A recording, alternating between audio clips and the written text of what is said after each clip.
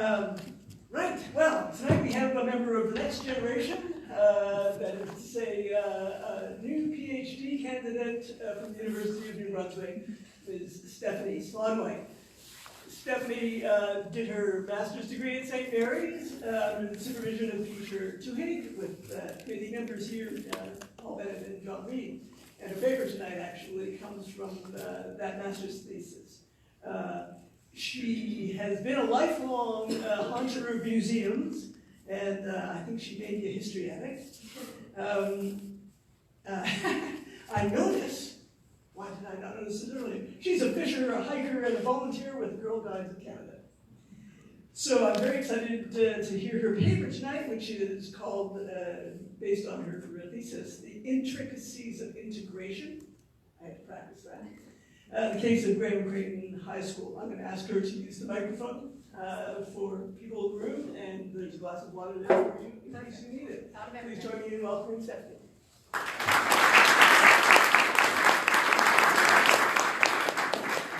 Thank you all so much for being here this evening. I very much appreciate it.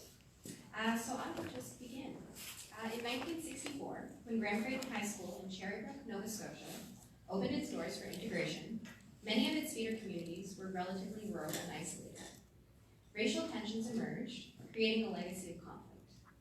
Graham Creighton was the predecessor to Harbour District High School, which has received considerable attention in the media regarding racial tensions.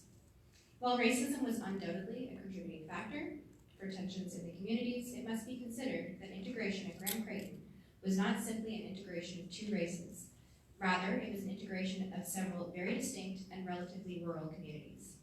In consulting a range of primary source material and oral accounts, this paper places Graham Creighton High School within the broader context of desegregation. When I set out to begin my master's thesis in 2015, I quite frankly had no idea the amount of times I would be asked the following question. Why would you, a blonde-haired, blue-eyed white woman of Germanic and Slavic background, want to study the integration of Nova Scotian Blacks? Indeed, I am all of those things. So when I started to write the introduction to my thesis, I figured I might as well address it from the beginning. My reasons for writing and researching this history are abundant. I was born and raised in Calgary, Nova Scotia. I attended Harbour District High School, where I received my International Baccalaureate Diploma in 2009. My parents, as well as numerous aunts and uncles, attended Graham Creighton High School, Harbour's predecessor.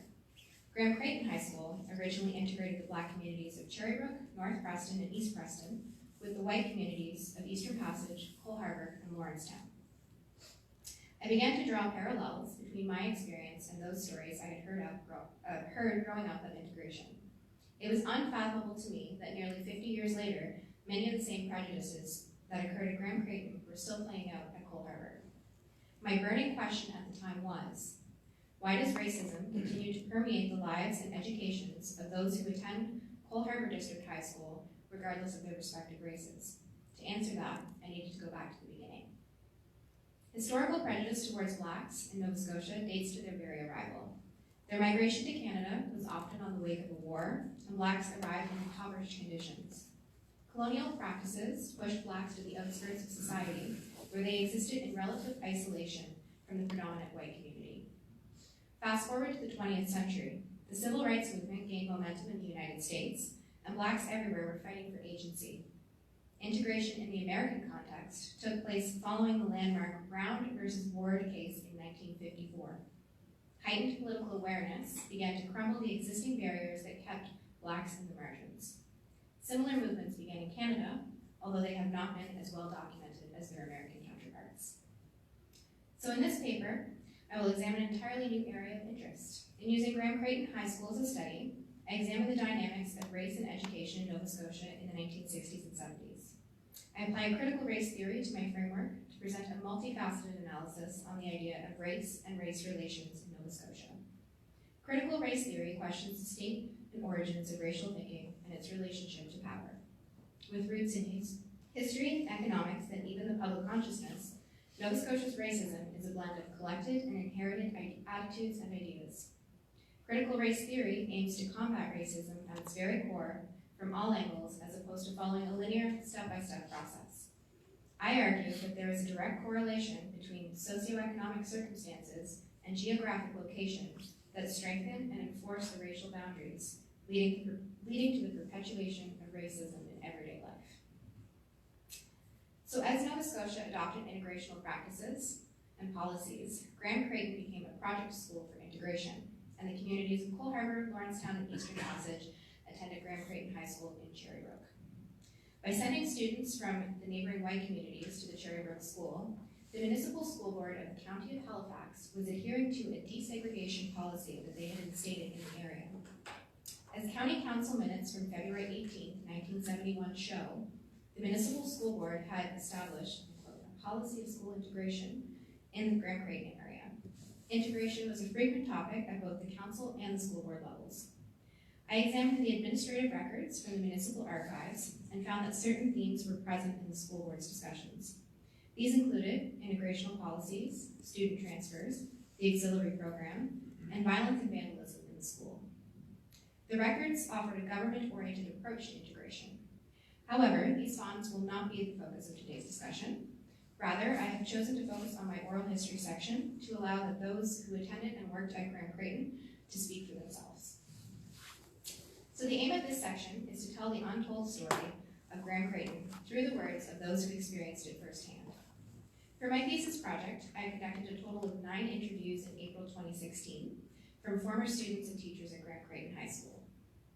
Each of these interviews was featured in my actual thesis. I won't be going into all of them tonight.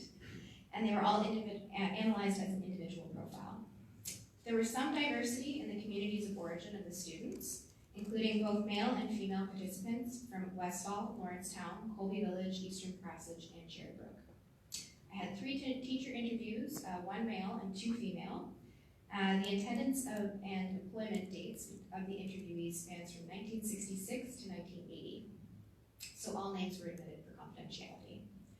So I selected some of my most dynamic excerpts for this presentation to highlight the elements of community and class as they played into the situation at Graham Creighton. So to begin, participant 1 was a white male from Colby Village and attended Graham Creighton High School from 1975 to 1979. Originally from England, the participant's family moved to Nova Scotia in November of 1974, where he began studies at Sir Robert Gordon Junior High, which is in Cole Harbour for those of you who don't know. Coming from afar, this participant saw the blatant geographic separation that racism had induced in the area. As he recalls, his family was warned about going to certain places, especially in downtown Halifax.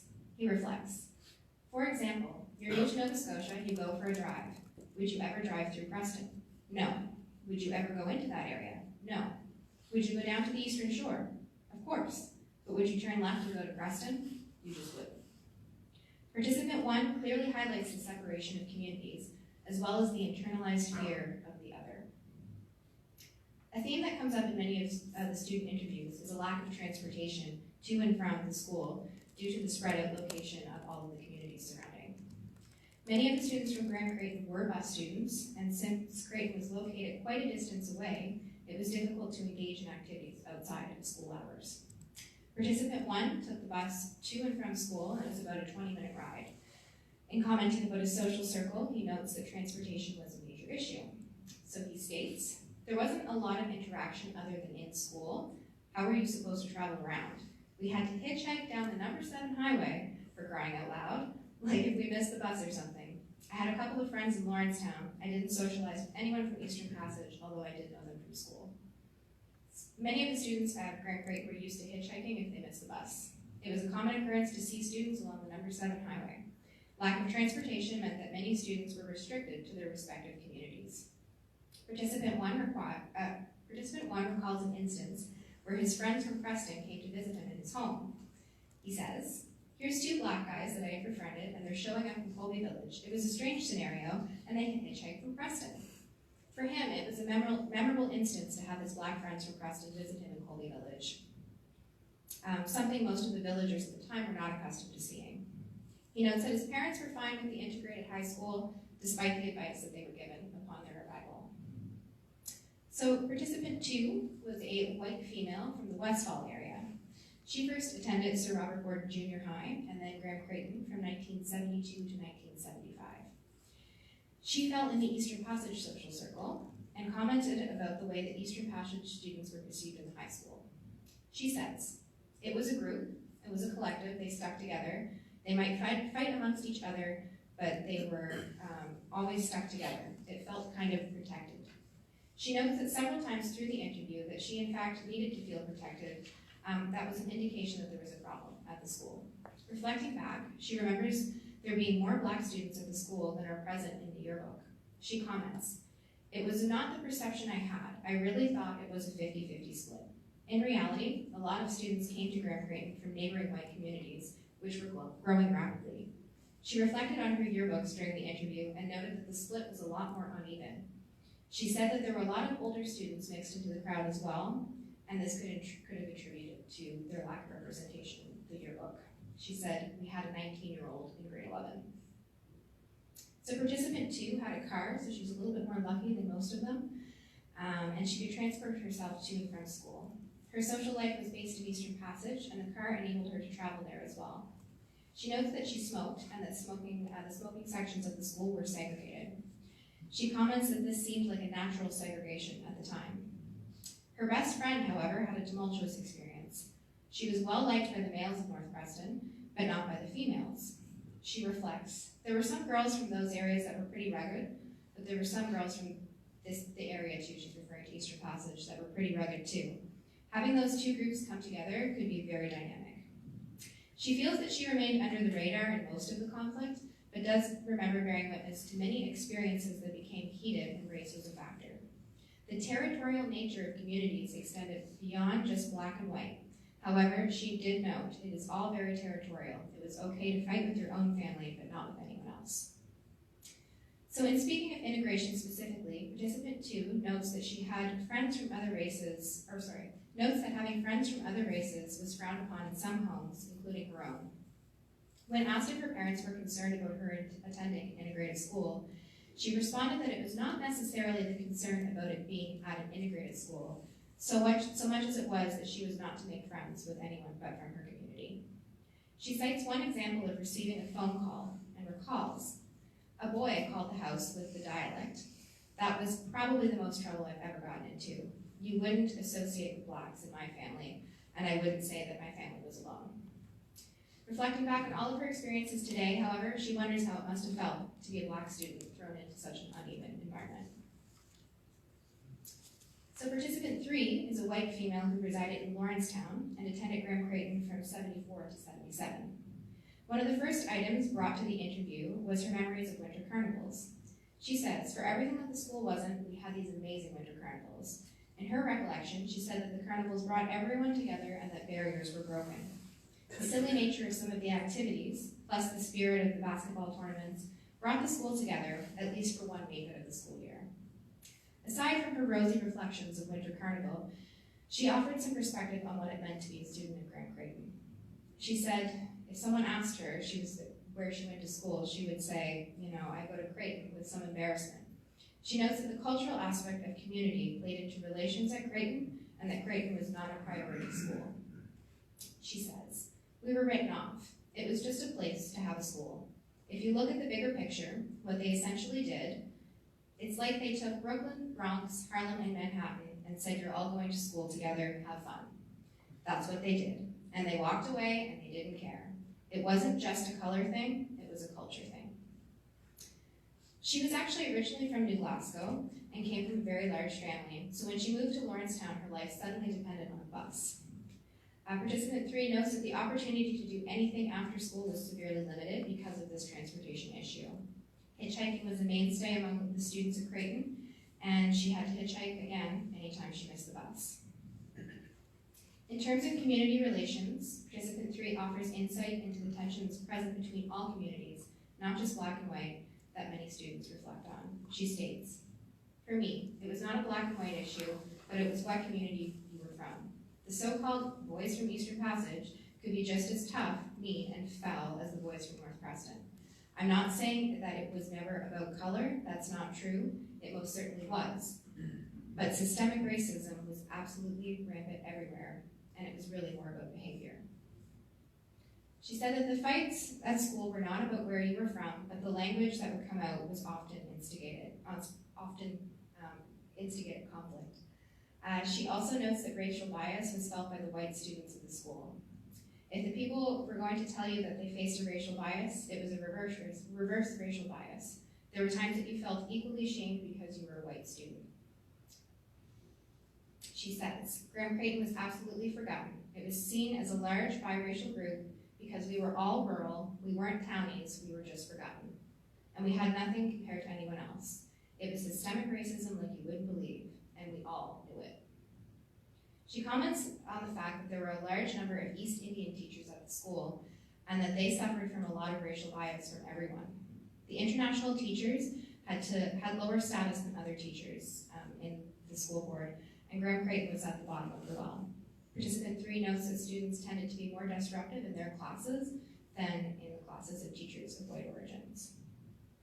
So one of my most dynamic interviews came from participant 4, who was a Black female from the Cherry Brook area. It was a bit stressful to try to find interview participants. It's hard to come by, so I really do appreciate everyone that did interview for me. So she attended both Graham Creighton as a junior high and a high school. So her perspective is imperative, as she is the only Black participant informing the study. And as I state here, the Black community is extremely tight-knit, and it is incredibly difficult to enter it as an outsider, so it was a privilege to be permitted to share her recollections in the interview for this thesis. So in many ways, she was exceptional in her experience, as demonstrated in her interview. This was her first time integrating with white communities, and she reflects. I went to a segregated school in my community growing up. I was a little bit nervous going into a big school that was a junior and a senior high. I had friends that went from my community, so it wasn't as overwhelming as it could have been. I was very fortunate. My parents exposed me to other cultures at an early age, so it wasn't as big of a shock for me as it might have been for other people in the community. So as she notes, she had plenty of experience to other cultures. Her father was a contractor, and every year for Christmas, the entire family, including her grandparents, were invited to a Chinese client's home for dinner. She notes that many of her counterparts experienced much more cultural shock than she did, simply because they came from segregated schools and had not been exposed to any other culture. The participant notes that she had teachers, again, from numerous backgrounds, including African, Indian, and European, but not anyone of African Nova Scotian descent. Although there were some teachers that were Black, she said, she remarks that it stood out to her that they were not taught by anyone from her own culture. She notes that while most people were unaware, integration was a pilot project by the Department of Education, influenced by movements in the United States. She reflects that her counterparts were much more influenced by these movements in the States than she was. She says that there were students coming to school with, they were more aware of the cultural separation between Blacks and whites. As she states, they protested. They were coming to school with the afros. I was coming to school with the straightened hair, not knowing and understanding that it was radical. They did a sit-in. They wanted people to learn their own history because that wasn't there. They also wanted more people of color on the student council, more representation on committees. They had it planned, and I went home and told my parents, and they said, well, you'll be staying home that day. Participant 4 remained in the middle ground. She was not radical, but she now recognizes the significance of the change of thinking. While race was a hot topic, she said that not all problems were based on race. Rather, some were just typical examples of high school drama. Participant 4 makes an insightful comment about the communities of Eastern Passage and North Preston, the two communities that come up often in conversations regarding racial tensions. She asserts that the communities of Eastern Passage and North Preston are much more alike than people realize. And she states, both communities are so close-knit. They are more alike than any of the other communities. If something happens to one of their own, they're all there. They're so alike, I don't know if anyone over time has tapped into that to understand it. They were communities that were disenfranchised and were labeled by the surrounding communities. Participant 4's observations of the similarities between Eastern Passage and North Preston demonstrate not only the unique cultural makeup of these communities, but also the fact that these communities suffered similar hardships. A bit more recognition of what makes these communities similar rather than what divides them is a step towards a more nuanced understanding of race relations. So participant 4 did actually have a car to commute when necessary, and she remarks that she had no fear going into a white community. Her best friend was from Lawrencetown, and she remembers that she could always visit her house, but not vice versa. And she said it was kind of ironic that her father's friend would always drive her to Cherry Brook, but never the other way around. And years later, at a social function, her friend's father approached her with an apology. She recounts the experience, saying, this is him saying, "I never allowed you to come to our home. I was just worried about what the neighbors would say if you came into the house and saw you. That was so wrong. I had forgotten," and she said, "the good thing, it never, prevented them from being friends." An apology years later does show a notable shift in the social consciousness, but again, it's reflective of the polite racism that is exercised in the province of Nova Scotia. A defining factor of this interviewee's experience was the support that her parents provided. She was an only child, and both parents had not been given the opportunity of an education. As she reflects, "My dad had elementary, and my mom had grade 6, but she was brilliant because she could read anything I could read. For both, it was the value of education because they didn't have it." She fared very well in school and always wanted to become a teacher. A very successful student and the only black cheerleader on the high school team at the time.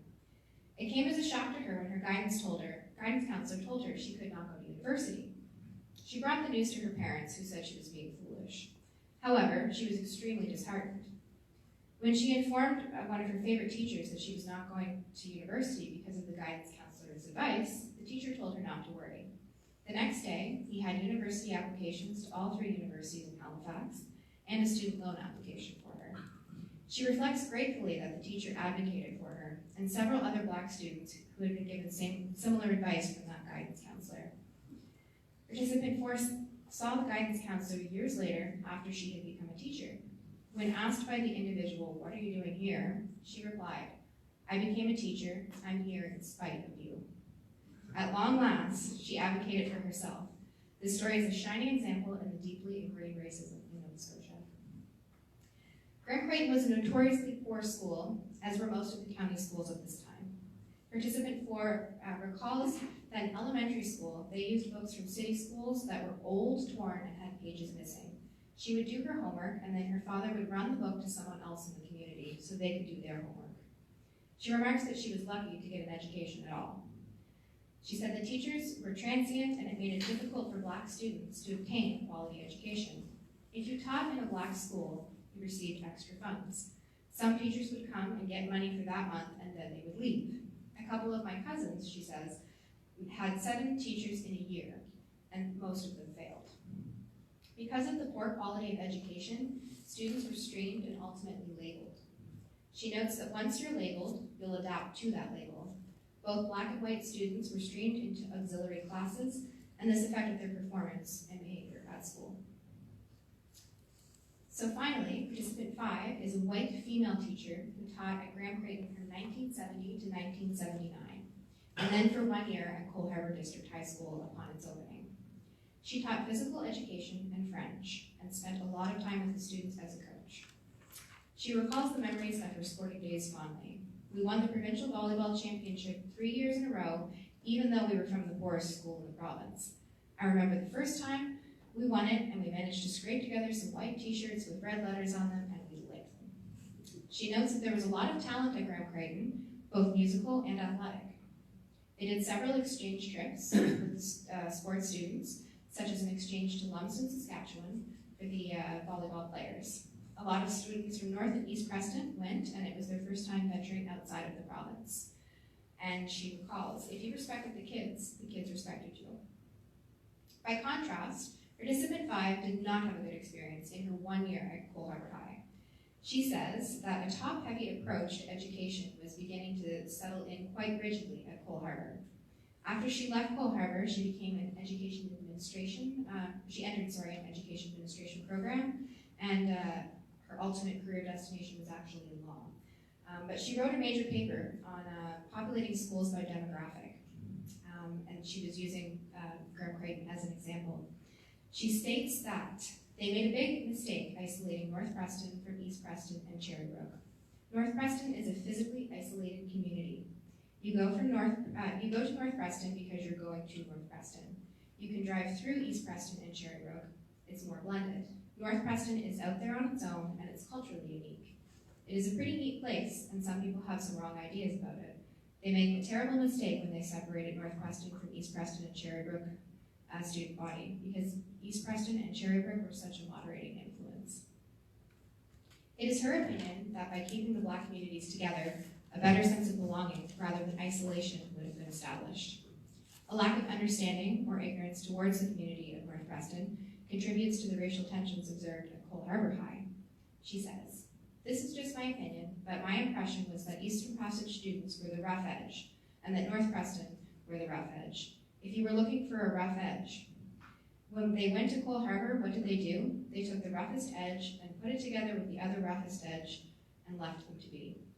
When they were all together under one roof, there was no big issue."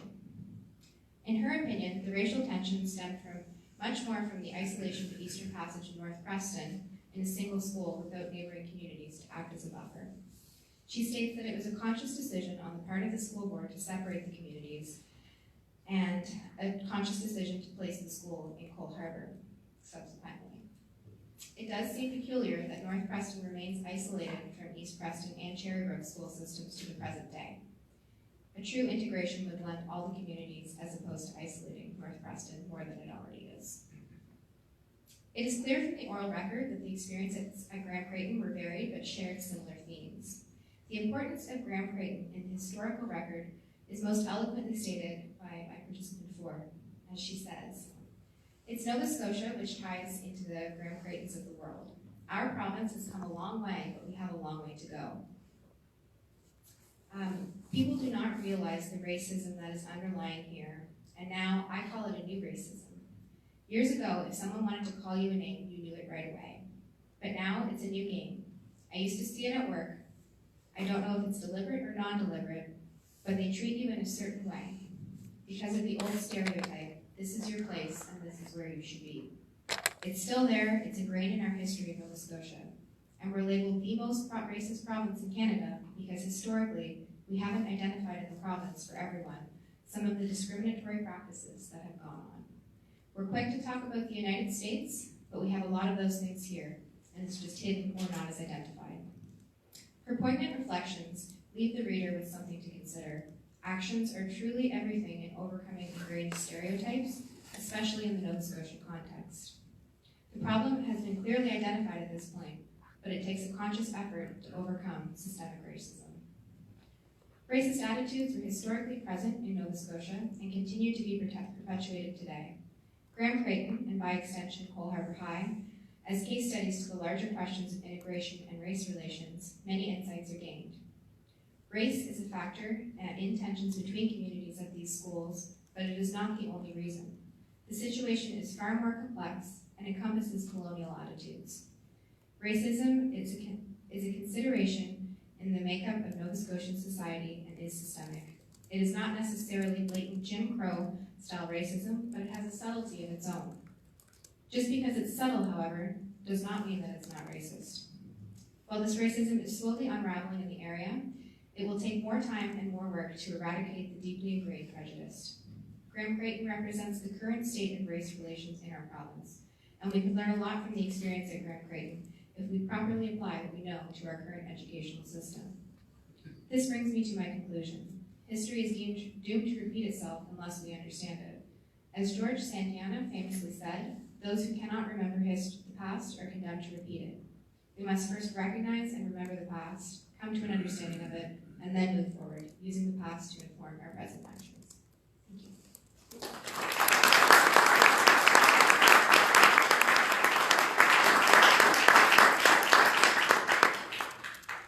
So questions, and I'm told that I should repeat them. Yes. You made some reference to the influence of sports teams on the integration. My wife and I ran a track team at a Harbour.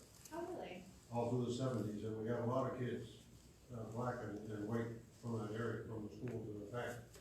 I remember when Graham Creighton won the provincial track championship. Oh, really? That's They had wonderful. I think it was 72 or maybe 71. The team had a big party at a black fellows place out of Northstown.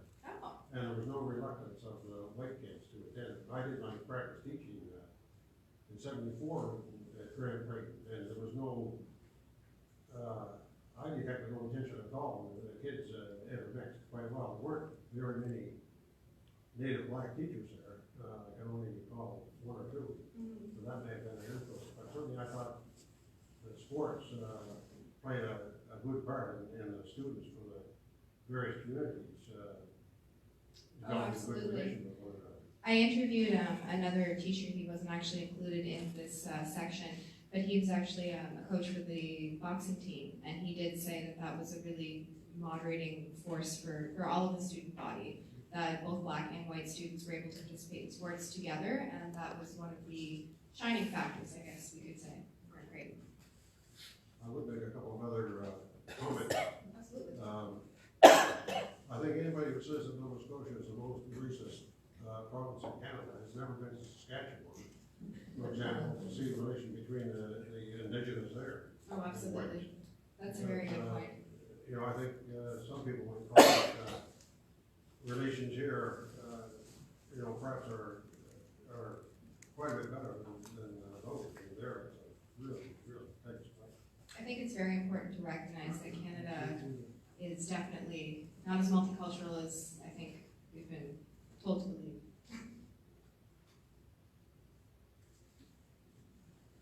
Yes.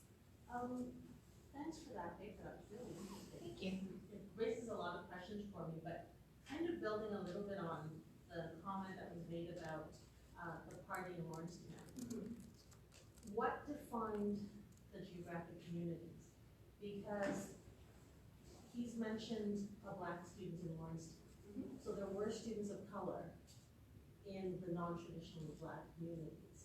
So did you have a sense of how that shaped the experiences of students in the school? So the question was, how are the geographic locations of these communities defined? And if you even just go up into the card catalog section here at the archives and you look up North Preston, you can pull it out, and it's pretty much entirely about zoning. So zoning is a huge, I guess, issue, and people, it's very contentious, I guess, in that area. I'm actually in school right now with a lady who lives in the Lake Loon area, and she grew up in that area as well. And she's like, the rezoning is a constant morphing of trying to, I guess, appease everyone.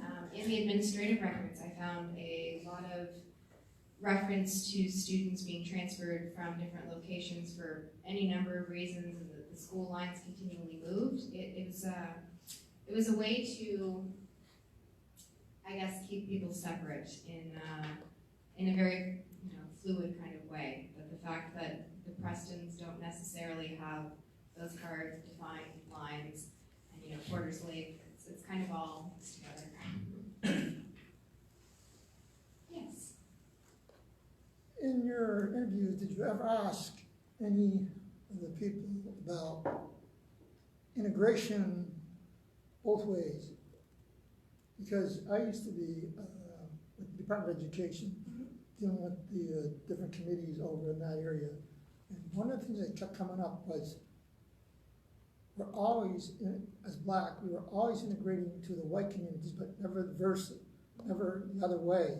And in all areas of Nova Scotia, I think that is the case. Is that none of these schools ever was built in a predominantly black area. It was, it was always the black students going to. I think Guysborough County, Hants County, all of that type of thing. So, did you ever think about asking that question, or did any interviewees ever mention that type of thing? I did touch on that in my thesis actually, because it is unusual that this particular school was located in Cherry Brook and that they were bringing students in from white communities, which was quite often not the case, and especially in the States. It was very unusual to bus white students into a black community. I think there's many reasons for that, and I think that's a whole other discussion that I could even get into with Auburn High School and Cole Harbour being built outside and then the communities being separated consequently. I think that it is a bit of an outlier in that respect, the fact that it was many white students going into the black community, and we don't see that very often. I will mention one other thing, and I'm going to quiet down because I could be talking to a lot. I went to an all-black school in Windsor, outside Windsor, Nova Scotia. But 1986, I had a nephew end up being guided by the guidance counselor to go to trade school. 17 years before, I was also guided. I went to St. Mary's University, graduated, got a second degree. My nephew got about 3 or 4 degrees now. But that's the whole thing, is that from 1969, when I was guided by the guidance counselor, 17 years ago, he's still guided by the guidance counselor. To me, that is one of the very serious things, places.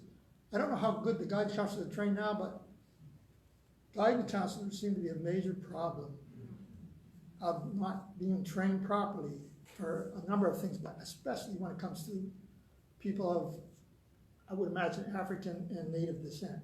Oh, I agree entirely. And at Graham Creighton, most students were often, recommended to go to vocational training or something, but never university. They were not seen as university students or potential university students.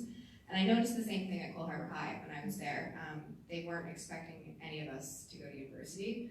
I think I'm the only person in a PhD program right now from Cole Harbour High, so it does speak to that kind of influence that the guidance counselors have on students, and it's unfortunate, I think. Yes? It sounds as though the impetus to desegregate the schooling was pretty much paying lip service. I mean, they put the kids all together, and it doesn't sound as though there were too many other considerations about how they might assist that integration. So where was the impetus to desegregate coming from in the first place? You talked about the influence of the states, but surely that wasn't the main reason. It came from the Department of Education put a policy of integration into its schools. It's important to... Where was the pressure for that? That was in the 1960s. I can't find an actual, a specific date reference to it, but there's also the issue that segregation was not legally enforced in Nova Scotia. It was socially enforced for sure, and geographically, as you can see with the students in North Preston. But there wasn't actually a line or something saying that, if you were of a certain race that you had to go to a certain school. It was more of a social thing.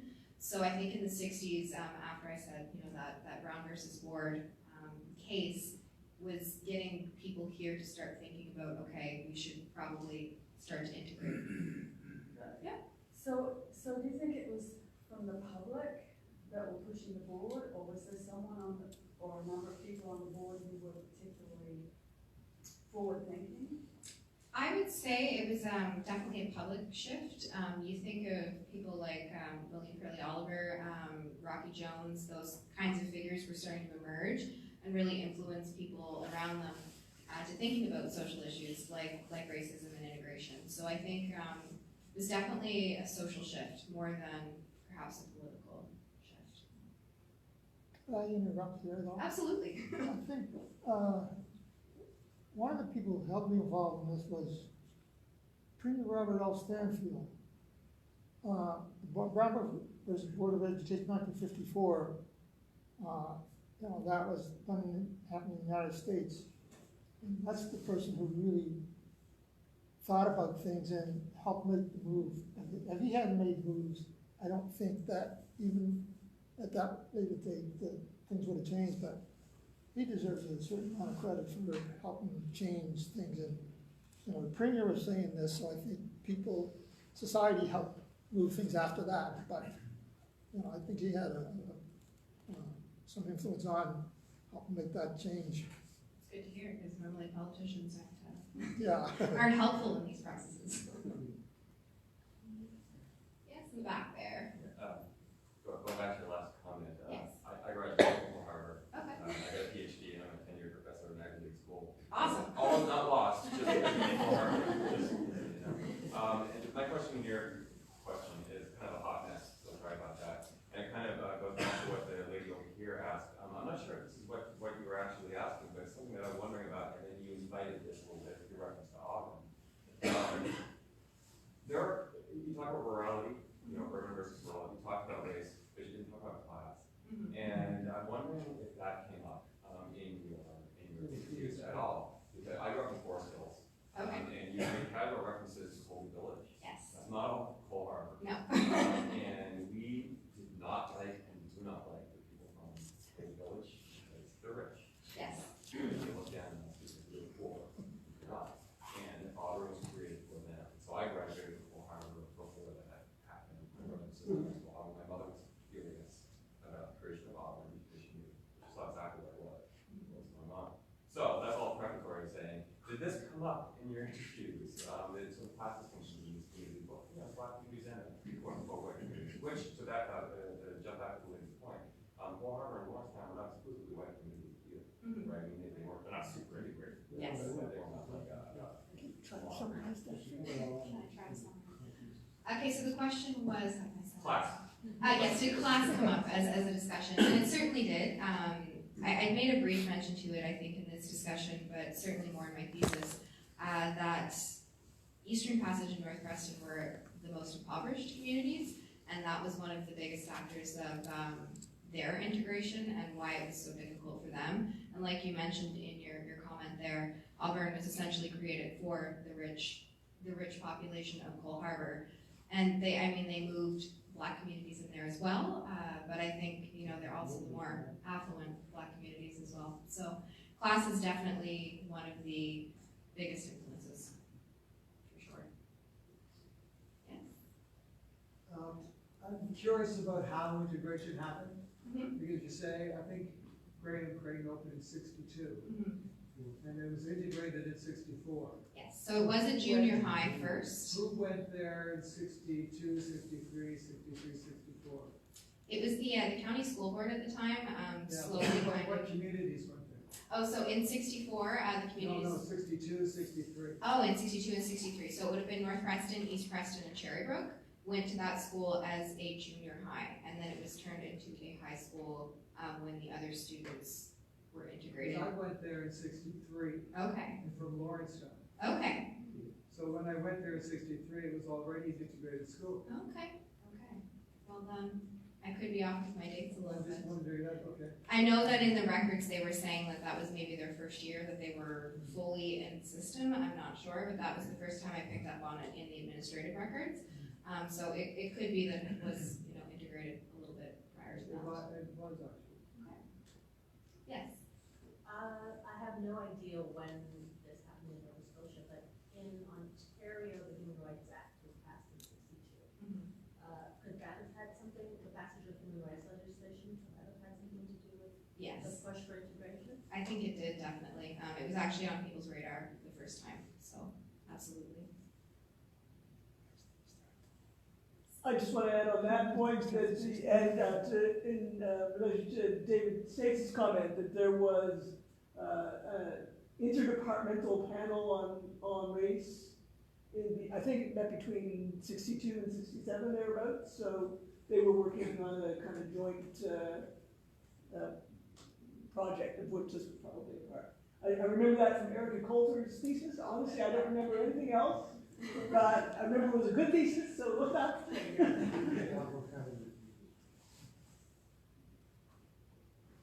Yes. When Graham Creighton opens, is it replacing what would sort of be very small community schools, or what is it replacing? And if you didn't go to Graham Creighton, what was the next school geographically?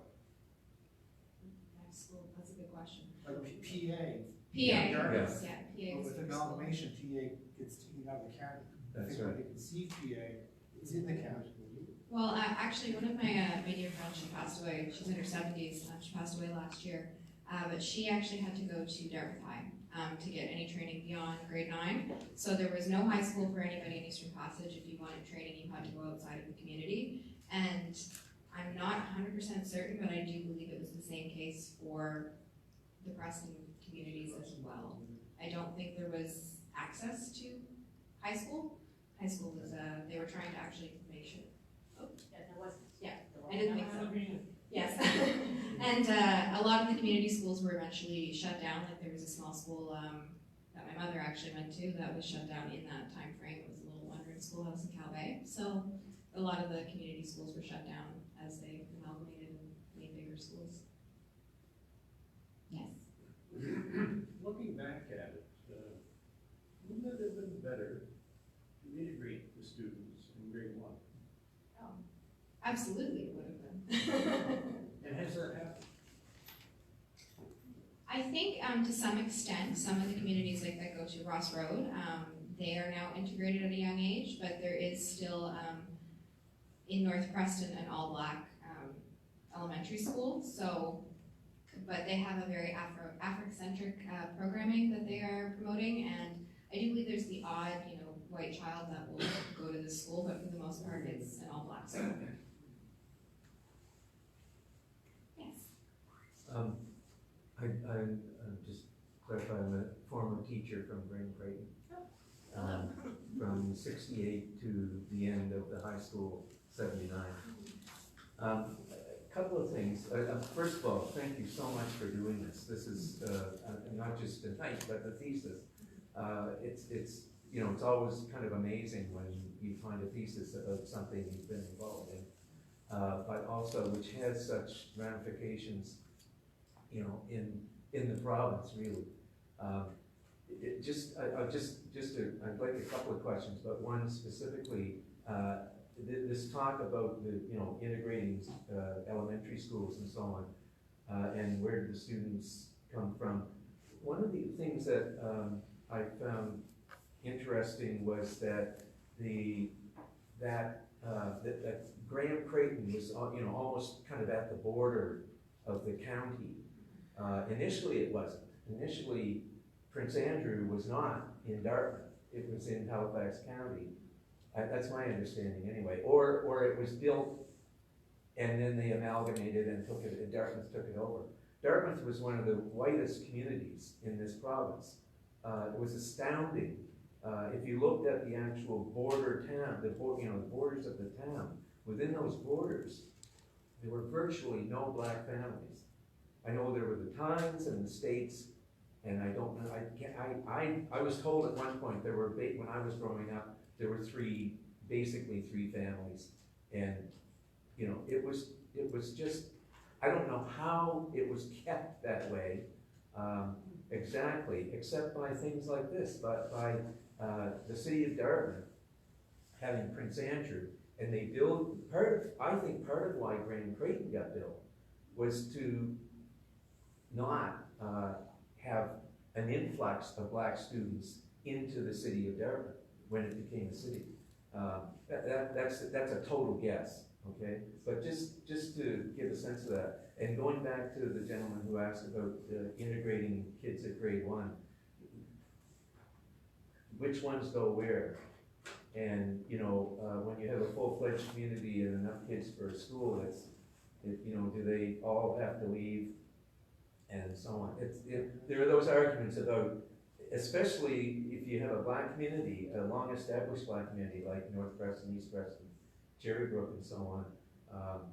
That's kind of taking a fair bit of that fabric out if those kids have to leave to go to school at that age. There are lots of debates about that.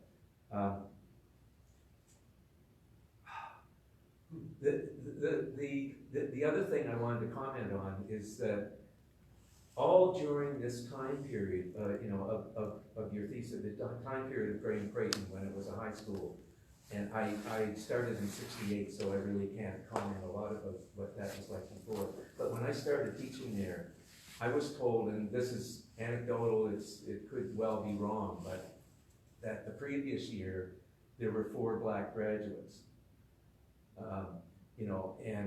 And this question about auxiliary in general and so on, one of the things I think that as a former teacher, we often really felt the power of the state, the power of the provincial government and its Department of Education, and the hierarchy of the school, hierarchy of the school system, sorry. It was so difficult to change anything That's not a defense, by the way. We should have fought a hell of a lot harder than we did to change things. We teachers, I'm talking about. But like the auxiliary and general programs, that they were so effective at segregating kids. It was unbelievable how successful that was. Whether it was intended to be segregational, I have my own beliefs, but I don't have any facts or anything to prove it. Certainly as a teacher, it sure felt that way. And there were kids who were, as some people here said tonight, who were advised to go into general, and because their marks were sort of borderline or something like that. And they were absolute dead-end programs. I mean, you almost never left general and went into what they called academic, which was the university-bound program.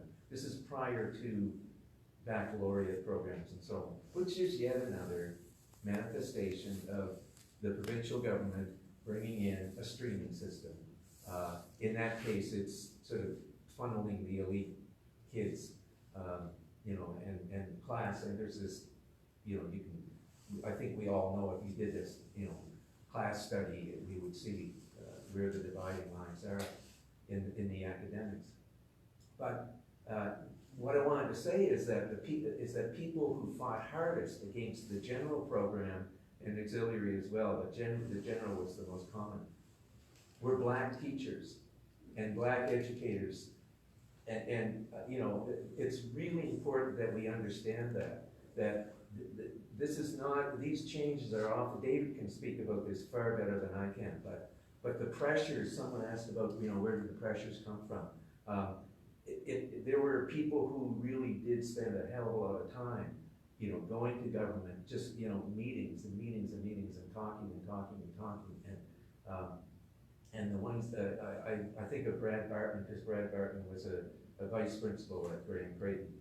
And, I know that he was very involved in some of those kinds of changes. And so, on the one hand, let's not underestimate the role of government in this whole integration or lack of integration system. And let's not underestimate the role of those teachers who could see the effects, most clearly in fact.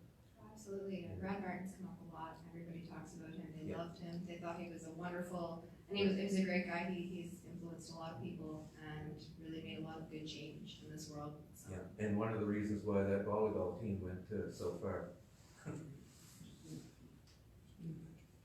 Yes. Just a little memory of something that happened a generation before that.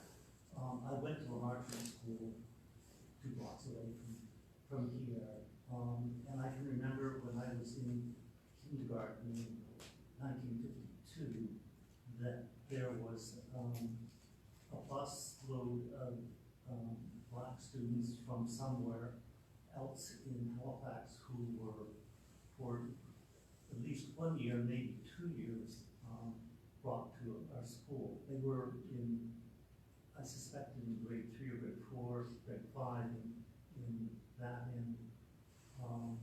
So it was somebody in the system who had the idea of an experiment earlier than I would have thought.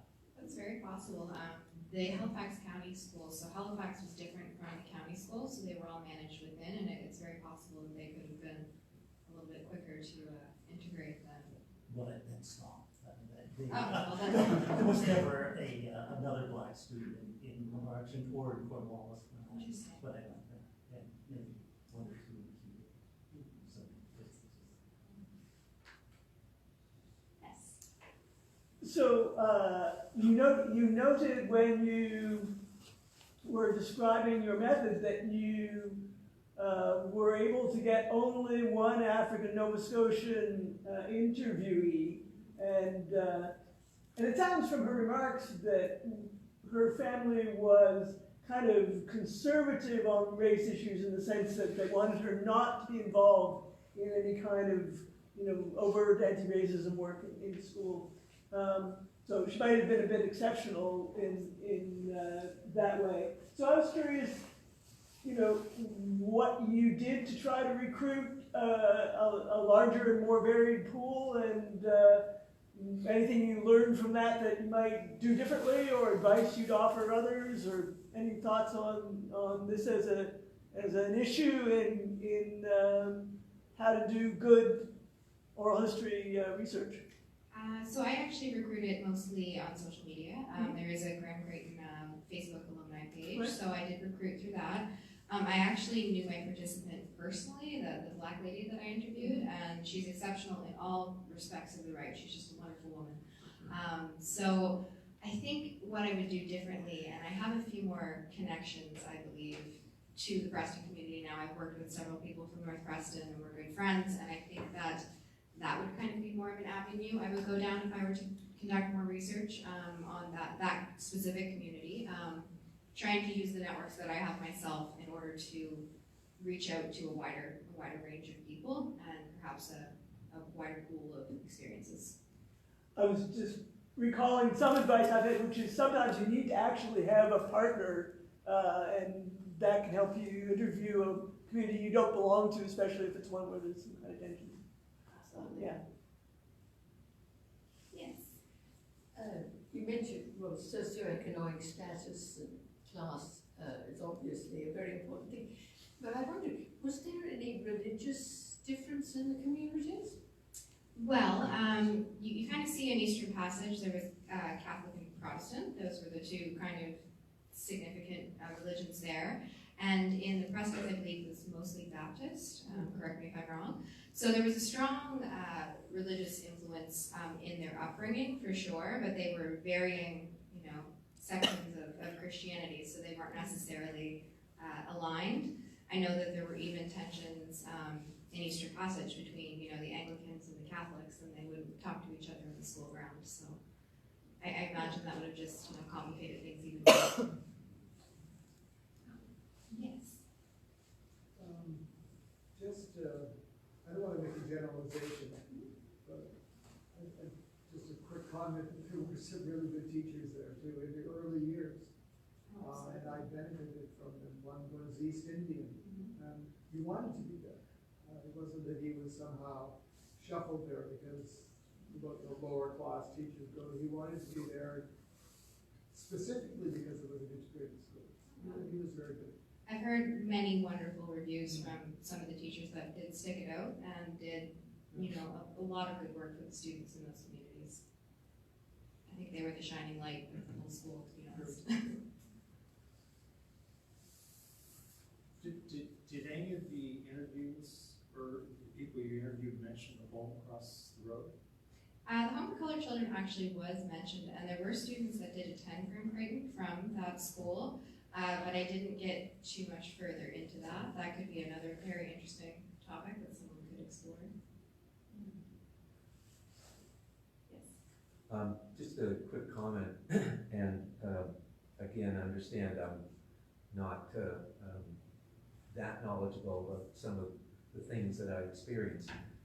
But during, and I can't place a year on this, but I said before I started teaching in '68. And kind of everyone here knows a bit about that period of history in North America in particular. And Black Power was raising its head, and it became almost day by day more visible through afros, and these were exceptionally brave students at times, young people who went often against their parents' wishes and so on to, exhibit what they were beginning to think about their place in society. And Black students were becoming more and more outspoken as they saw that being exhibited on the media in various demonstrations and so on.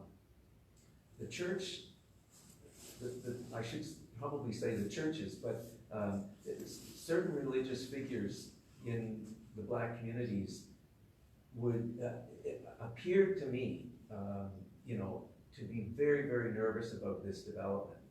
And there were kids who were pressured and it may have just been parents with their religious beliefs or whatever, but there was a concern in the community, let's put it this way, because I don't want to start blaming particular people or anything, that's not my point here, but there was a conservatism that reacted to the rising up of black kids and their quest for identity, their quest for respect, and so on. I mean, believe me, the classrooms were often, and I think the East Indian teacher that probably a lot of people who went to Graham Creighton would think of in this respect would be Nazir Rizvi. He happens to be a friend of mine still. And he taught in a very dynamic way. He was unbelievably well educated. He attended school, I think it was Oxford or Cambridge in England. Went to university there. He had a master's degree, which was not very common among teachers back then. Had lived in Africa, had traveled all over, and brought all of this and his very dark skin into the classroom, and was funny at the same time as all of this that he had to offer. Kids did like him a lot. Some kids loved him dearly, and he and other people who opposed some of the systems of the education system back then, were often at war with the powers that be. But this sort of I guess what I'm trying to say is that one of the factors in this integration battle, especially when things became more radical, was the church. And I don't pretend to be able to sum it up, but it's something which I think anyone studying this period and studying situations like schools and so on, look very closely at that. And I wouldn't be surprised if there were ministers in white communities as well who were watching over their flock, to see if anyone was getting a little out of hand. There's an excellent biography written about Burnley Rocky Jones, and that really speaks a lot about this tension that was being created, because he was considered radical, of course, at the time. And I definitely recommend that as a read. That was very, very influential for me when I was writing. Good. Me again? Just the segregation in the school was informal, but it was absolute, almost absolute. And so that there was an invisible curtain in the gym when there was a dance, blacks on one side, whites on the other. The groups didn't mingle. But did any of your interviewees talk about interracial dating? Not particularly, only that it was discouraged. And there definitely were instances, of course, that people did date each other, but it was definitely not something that was encouraged by parents for the most part. That's what I would have heard. I don't think the students necessarily at the time would have been opposed to it, but no, I didn't hear too much about that. There's one other, I'm sorry, I just have to finish this. One other place where you have to look, and it's some of the teachers and the administration who would often phone the home of a white girl and say nothing about the black guy, not interfere. It was that blatant. It was so bad that a teacher organized a demonstration of his own students to march up and down the hallway against the vice principal who had just suspended someone or not suspended, had phoned home about a student who had dated a black guy. So let's give David States the last word in the general discussion. We're going to have coffee and cookies afterwards, and you can all crowd around her and hear more. I could get into all kinds of subjects, including the last one, but I want to go back to this gentleman who talked about class, and this class is heavily involved in ways. When Nova Scotians, like Nova Scotians, for instance, in the rural communities especially, but most like every community, is blacks weren't allowed to work in many places. Like my mother and aunt worked as domestic servants in these houses in the town of Windsor. I'm pretty sure the Preston people did the same. Guysborough, you name it. That whole system was set up, class system, way back. So you're getting all the separateness and slowly you get integration coming in. But you also have the fear factor, because you're a minority group for all these communities. So no matter what you do, whether it's at the school system or, you know, the religious system is separated and all that, you got so many areas that's separate. And in the 1960s, movements to integrate people, it's super difficult because, you know, just people never had a chance to get to know each other. And within those, from the 60s to now, people have got the chance to know each other better, more and more, but it's still not that great. And with what's happening in the United States, it seems like people up here are now saying, oh, I feel this way. I can say something about it now. I can, you know, that stuff is, it's sad part of it, that's happening. So a lot more of us gotta sort of try to nip that in the bud. Oh, absolutely. We have to make our voices heard, because that kind of thinking shouldn't be tolerated in 2019 No. at all. Good note to end on. Yes. Let's join me in thanking all the rest of the